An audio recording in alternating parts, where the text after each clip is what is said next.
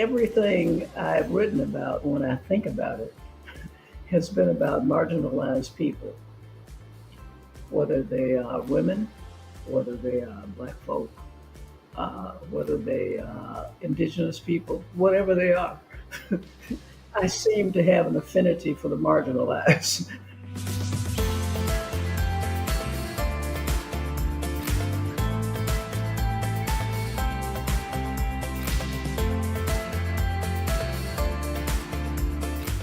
I'm Heather-Marie Montilla, and you're watching PBS Books. Thank you for joining us. In 2021, PBS Books launched its partnership with the Association for the Study of African American Life and History, also known as ASALH. I'm pleased to welcome ASALH's president, Kay Wise Whitehead. Hello, I'm Dr. Kay Wise Whitehead, the National President for the Association for the Study of African American Life and History, ASALH. Our founder, Dr. Carter G. Woodson, established what we now celebrate as Black History Month, this year marking its 99th anniversary. Since 1915, ASALH has been dedicated to preserving and sharing the rich history of African Americans. Our ongoing partnership with PBS Books strengthens this mission, allowing us to amplify critical voices in literature, voices that challenge, inform, and inspire. In celebration of this collaboration, we are proud to feature an exclusive interview with renowned historian and lawyer and ASALH member, Dr. Mary Frances Berry. Her latest book, Slavery After Slavery, revealing the legacy of forced child apprenticeships on Black families from emancipation to the present, uncovers a hidden chapter of American history. She exposes how Black children and their families were re-enslaved through unjust apprenticeship laws after the Civil War. By tracing real court cases, Dr. Berry reveals the systemic injuries that have impacted generations, adding a powerful argument to the ongoing fight for reparations and restorative justice. It is through our understanding our past that we help to shape a more just future. Thank you for being a part of this journey with ASALH and PBS Books. Thank you. In celebration of Black History Month, PBS Books is thrilled to once again collaborate with ASALH to feature renowned historian and lawyer, Dr. Mary Frances Berry, author of many books, but her latest book is Slavery After Slavery, revealing the legacy of forced child apprenticeship on Black families from emancipation to the present. It is my extraordinary pleasure to welcome Dr. Berry. Welcome. Thank you so much for having me. Well, I must say that this book is probably one of the most important books I have read in years. It is incredible, and I'm so honored to have you on the show. So thank you for being here. All right. Yes, happy to get the information out. Can you share a little bit about your book and what inspired it? Well, during the pandemic, Sandy Darity, whose name is William, who's an economist at North Carolina, and I've known forever, was writing a book with his wife, Kristen, which came out after that and was looking at all the economics of what happened to Black people as a result of the reparations crisis. It's a wonderful book. And he called me and asked me, I know you're not doing anything, it's a pandemic. So how come you can't sign in on Zoom and listen to me and all my students and all of the people that I'm working with? And if you hear us say anything that we shouldn't be saying or is wrong, tell us. So I sort of would zoom in while I was doing something else and listen to them. And one day they were talking about all of the, all the evils of slavery and all the things that many of us know about. And I said to them, I haven't heard anything in the last couple of days about the kids who were children on the plantations who were slaves. And after slavery was abolished in 1865, some of the plantation owners tried to keep them there, and some did keep them there working and calling them, oh, you're an apprentice. And when the legal historians like me, who had looked at all this stuff before, we sort of knew about it, looked down at the courthouse to see what kind of apprenticeship documents they had filed, they would tell their good buddy, the judge, that they were going to train the kids how to pick cotton or tobacco or whatever, whatever it was they were picking, that was the apprenticeship, which apprenticeship, of course, has a long history and sometimes it's been very good and it can work very effectively. But this isn't what we were talking about. This was talking about getting free labor because the planters were under a lot of stress with the way the war turned out. So we knew, some of us legal historians, about that there were some cases where parents had tried to get their children back and that most of them hadn't been able to, but there were a few who were. But that was about all we knew, and we would talk about it. But I asked the people who were discussing reparations and the economics of the whole situation whether any of them knew what happened to these children. And they had never heard of the children or anything that had happened to them. And I tried to talk them into, the young people there, doing the research and writing about this and tracing the people. I thought it would be a marvelous idea. But none of them wanted to spend the time in the archives. And besides, they were mostly economists. They weren't. Yeah. So they sort of poo pooed the idea of doing it. So I ended up having to do it myself. And so what I did, like so many things, I called around and got people whose archives were closed. A wonderful woman in Limestone, Alabama, for example, she was terrific. Made them go to the library, to the archives. I talked them into to find some stuff for me. And then, of course, I used all the stuff that was digitized. Used anything I could get my hands on to try to find out what happened to these people. How do you trace them? And we are very lucky that there's a lot of ancestry, family search stuff you can do digitally, but there's a lot you can't. And so I was determined to trace them as far as I could. And I was able to trace many of the descendants all the way up to the late 20th century, which is amazing that you'd be able to trace those people. And when you think about what happened to them would not have been so unexpected. My own family were slaves. My ancestors were slaves on the Southall plantations in Tennessee. And so I know about, personally, as opposed to just being a historian. But they, of course, were mostly working class people, intergenerationally, worked hard when the so-called apprenticeship was over, or they ran away, or they got freed, and they always worked. Very few of them ever had any encounters with the law or anything. They were just hard working, nitty gritty folks who were living at the margins for their entire lives and generationally.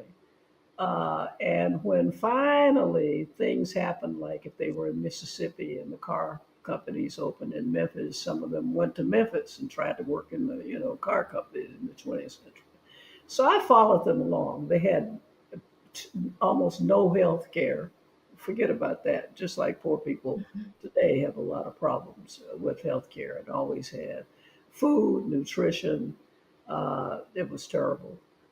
Education, barely anything. But one thing you could count on, they were always working. They always worked. And every now and then somebody would get into trouble, but that was unusual. And there were poignant things like a woman who got very ill when she was in childbirth, and they tried, this is in the early 20th century, tried to get a doctor to come. And the doctor said, "We don't come out there." And so, of course, she died, and the child died too. All kinds of horrible things that happened to people. There were one or two exceptions. One exception I traced all the way up until today, and people that I am acquainted with and very familiar with who have done exceptional things, but they are unusual. Dr. Berry, so just to back up for a minute, because I want to get into exactly what you're talking about. So I want to point out your book, which is less than 150 pages, I Yep. believe. You say it's based on cases, but in a lot of ways, and I have a library degree, but I also have an MPA. And a lot of what we did in school was we would read case studies, right? And I was struck in a lot of ways that it's based on a court case. It's you start, but it's really a case study of the impact of slavery for generations, and follows, as you said, follows the families and the people and where they went. How did you pick, and it sounded like you were saying it was based on where you called and who would go into archives. How did you pick the court cases you started with? And some of them, before you fully answer, I mean, it's extraordinary. I don't think everyone understands that you would have like Maples versus Maples, right? Like you would have families that appeared like custody cases, but it really was an apprenticeship case. Can you talk a little bit maybe about that one, and then how you picked what to include? Right, right. I knew from my own work that there were some state Supreme Court cases, which are cases on appeal. You know, cases start in trial court. Some people appeal and some don't. It costs money to appeal. It costs money to have a case. These people didn't have any money. In some cases, they got the Freedmen's Bureau when it came to town during Reconstruction. Can you tell people so not everyone knows what the Freedmen's Right. Bureau The is. Freedmen's So Bureau was set up by the Republicans who took over the government when the war was over. And they set it up, and it lasted for about a couple of years. And it was in places where they had lawyers, and they were supposed to go out and find out what was happening to all these freed people and see if there was anything that needed to be done that could help them. But there weren't that many Freedmen's Bureau people working, so they weren't everywhere. right. And so some of these families would go and plead, a lot of them did, with Freedmen's Bureau people, please go get my child. I went to get my child back and they wouldn't let me have my child. And the story is the poignancy where the families would say, okay, slavery's over. I'm going to take my children and I'm going to go somewhere and I'm going to get a little piece of land somewhere someday and we're going to start over and this is going to be a life and my family will be together because many of them had been disrupted and everything else had happened to them. They hadn't had time with their children or anything.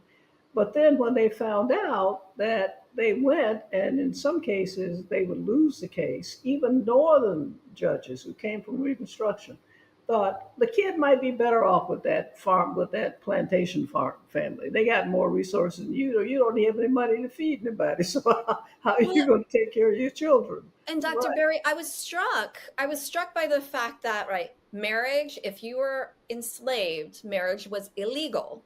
right, And yet they use that against these mothers to say, right. well, that woman's a loose woman. And maybe her son was actually mulatto and wasn't even with her husband, who she wasn't allowed to marry. But they used all of that to take children.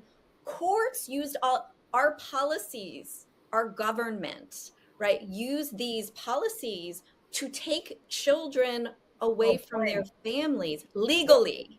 Right, to take And them away. And only some of them never saw 6%, their families again. I think you said only 6% actually won the cases. I Right. thought I read that and I was astonished. Yes, and so when some people thought, well, they'd be better off going on with these, people. What are they going to, do? They didn't have the idea like Violet Maples. I talk about her American dream, like she was going to put her kids together, and someday they would all be together. They'd have some land, and she would, talk about it.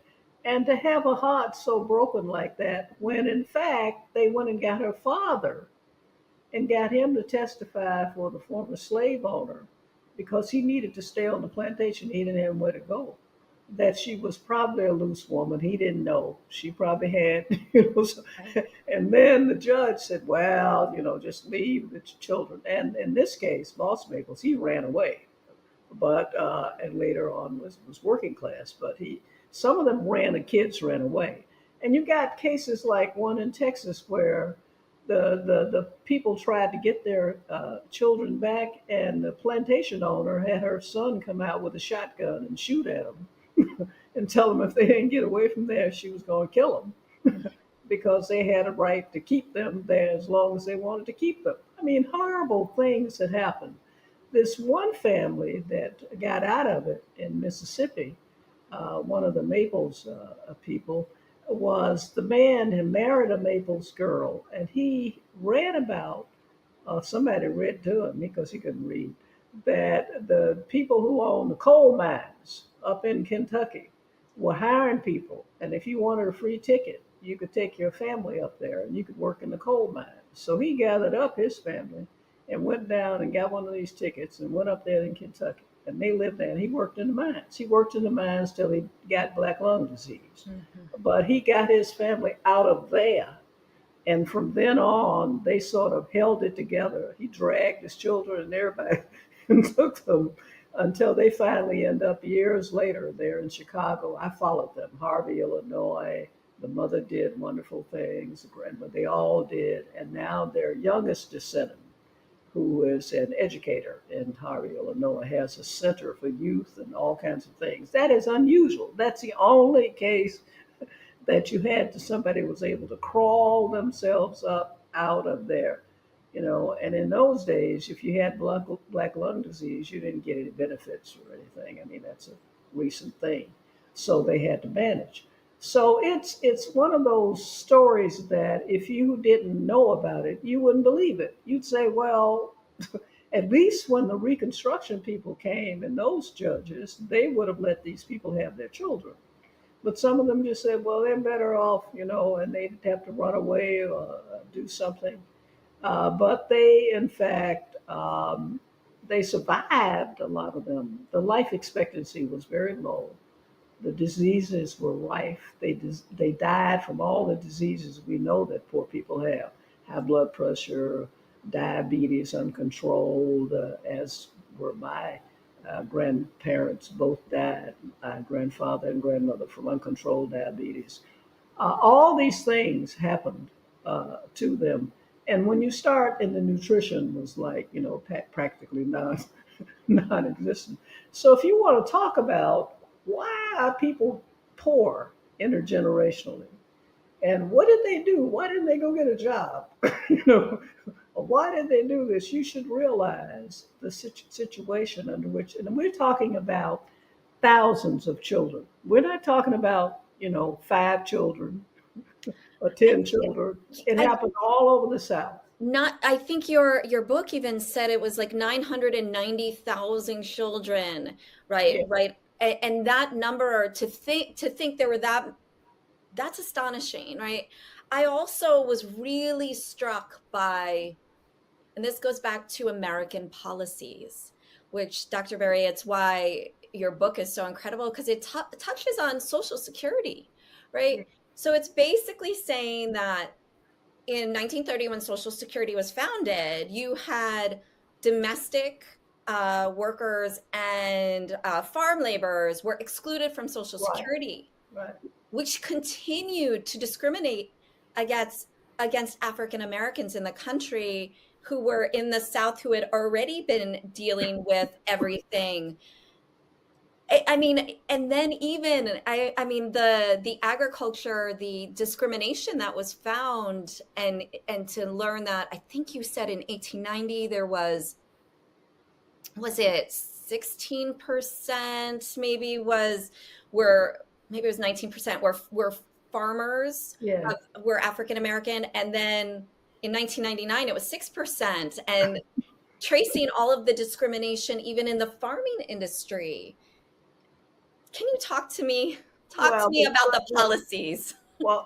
some of the people who were trying to get land or got land, and one particular family, which was the son was biracial. His father was a plantation owner, a slave woman. That wasn't unusual. Was his mother. But his father, this particular father, liked his son, and he told him, "If you stay here after slavery is over, I'll make you wealthy by the time I die." because I love you, you've been here, so on. He took care of his own family, they always did. And so he stayed there. And by the time his father died, his father kept his promise, which is unusual. And in fact, got land for him, bought his under his name, and did all kinds of things. So that guy did okay, and he worked hard. He stayed there. And his family ended up going to college. They ended up, all of them went to college. They bought land. They started various kinds of developments over by TBA and all sorts of things that they did. And they own one of the biggest farm services companies in the country right now. They still do, and they're still there in Alabama, in that town in Alabama. But that's unusual, you see. And the reason why that happened, I say at the end of the book, what if all of the planters who had children by slave women in fact, helped them and gave them something, or helped them with the health care, or helped them with something? Just think of how much better off people would have been. But just to leave them to the ravages of whatever was going to happen. And this particular family is the Bridgeforts, they're called. They work hard, and they're very nice people. They wonderful people, but they benefited from happen to have somebody who cared about them. And that I put it at the end because it's unusual that it happened, but people ought to know that it did happen. So what can we do? What can we do today based on everything you've found, right? And I know you also talk about social racism versus governmental imposed racism. What can we do, people who are allies, people who care, people who are learning maybe about some of these things for the first time? What can people do today? Because his knowledge is power, and Right. here is your book, and we're giving people knowledge. What can we do? Well, people ought to, first of all, realize that when they see poor people intergenerationally who have worked hard and who've just been hard scrabble all their lives, like those folks in my family and others, that they're not people who are just lazy and don't want to do anything or whatever, and all criminals and whatever it is. These are people that history was not kind to them, Right. because you would think, if you didn't know any better, that when the 13th Amendment abolished slavery, well, that was the end of slavery. Whatever Right. else happened, it wasn't anybody going around. And we know there was an earlier book that a guy did in which he talked about convict leasing, slavery by another name. But that's about adults and about people who were working in, who were convicts and who were doing stuff and pretended that they were criminals, even if they weren't, including some children.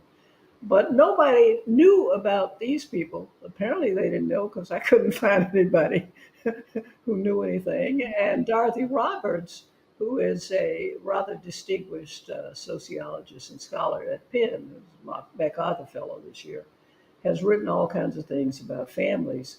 And she said that this reminded her of the foster care system today. The foster care system has some benefits. There's good foster parents, there are people who do good, but there are a lot of people who just take kids so they can get the money from whatever the government is giving them. And we have a lot of abuse in the system, and we all know that. Yes. That happens to kids, especially when they're taken away from their families and they're involuntarily, and the families never have them again, and so on. And there's so many of them across the country who are experiencing the same kind of thing. So she said it reminds her of a precursor to the foster care system, where the families don't really have any agency and they can't really do anything or to take care. And so, what we should do is we should feel one, empathy and understanding and care and concern.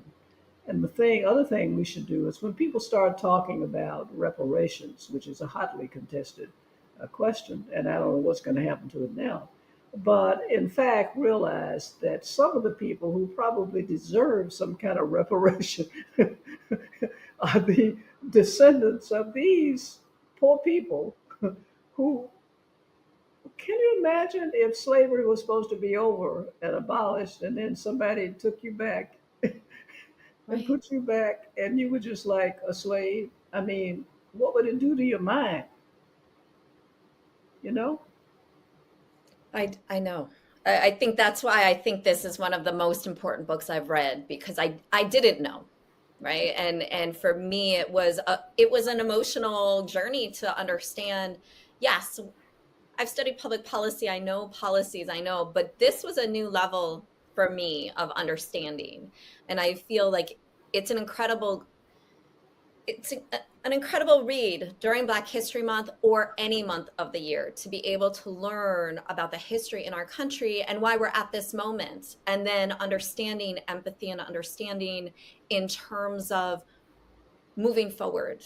Um, I know that you are a prolific author and you've written many books. How does this book fit into your books, your body of work? Well, everything I've written about, when I think about it, has been about marginalized people, whether they are women, whether they are black folk, whether they are indigenous people, whatever they are. I Mhm. seem to have an affinity for the marginalized. And I want to understand how people, since I know from my own family that you cannot assume that because somebody's poor or because they're poorly educated, they're just lazy. Right. You have to look at what has happened to them, what has happened to their families. Why are they at this moment? What Right. brought them here? What brought them to this place? And what did they have to suffer in Mhm. order to be brought to this place? And I think about those women who were blamed for not getting married when they couldn't get married, Right. Right. blamed because their husbands couldn't stay with them when they had been run away and weren't called husbands, and their children, and all of the things, and that nobody really seemed to, people who could have cared didn't seem to care. So for me, it's always about trying to understand how people are marginalized and what can be done about it, and hoping that if people understand, then they might take a different perspective and a different view about what's possible. Well, that's incredible, Dr. Berry. I want to thank you for joining us. Before we close, is there any last takeaway you would like to share with the audience? Well, I'd like to say that I've been getting lots of statements and emails and all kinds of stuff from people talking about, your book came out just in the terrible times. Well, we've always had some terrible times.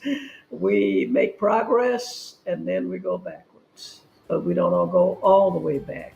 And let us all stay together, work together, have Martin Luther King's beloved community someday, and in fact be determined that we're not going all the way back. That's all I can say. Well, thank you so much for being with us today. And thank you for your incredible book and for sharing insights into your writing of the book. All right. Thank you for having me. Well, I want to thank everyone out there for joining us. Please make sure to like and subscribe so you never miss an episode. For more PBS programs with your favorite authors, filmmakers, and more, check out our full calendar of upcoming and past programs at pbsbooks.org. Until next time, I'm Heather-Marie Montilla, and happy reading.